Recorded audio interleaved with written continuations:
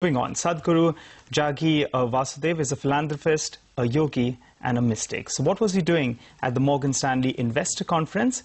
It's definitely a slightly confusing combination. But CNBC TV 18's Latha Venkatesh caught up with him on the sidelines of that conference to find out what he makes of the government, of corporate India, and also what he makes of investing in the market. Let's listen in to that slice. Swachh Bharat, this yoga day, these are not separate things. This is a continuum. I am really glad a national leader is thinking about these things and wanting this to happen, because we have not seen that in a few centuries, any leader talking about how you should be within yourself. Certain nations have done this, but we have not done this in this country, and it's time to do it. If we want to really progress, if we want to be a success in the business, individual human beings must be organized. Let me come to another theme which is a recurrent one in the economy, farm distress. I mean, 2 successive years of bad monsoon and one unseasonal rain has only compounded the problem. What would you advise the government? In next 10 to 15 years, if we do not reduce the number of people involved in farming, you will only drive them to suicide or even worse, okay? Other things will happen. In United States, only 2% is involved in farming, but there the land is different, the mechanization is different, our land and our crops are of a different nature. Let's allow up to 20%.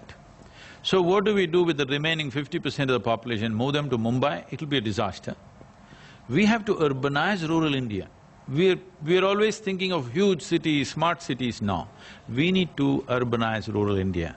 Things that are available in a city should become available in the village. The other thing that the government, not just this, the previous government also started this initiative, is to involve corporate participation in nation building through the CSR, corporate social responsibility. Is that the way to go then? I'm not so much for asking people to do philanthropy, because no activity can be sustained for long periods of time if it is not beneficial to both the parties. Instead of that, I think we should make a law. We can look at this, not exactly. 10% of your business must be in rural India. It must be it must be relevant for rural people. How to craft this, you decide.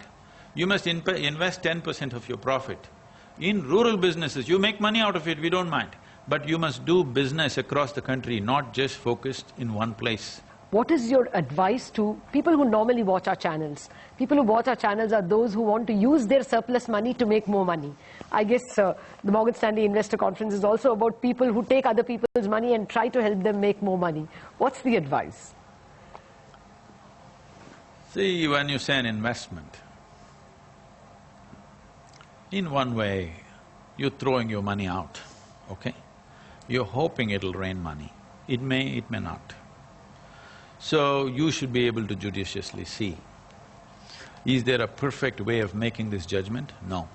But if you had a keener sense of perception, definitely you would make better investment. In the investment market, people who know all the statistics and details need not necessarily make the best investments. There are some people who have a very astute sense of perception.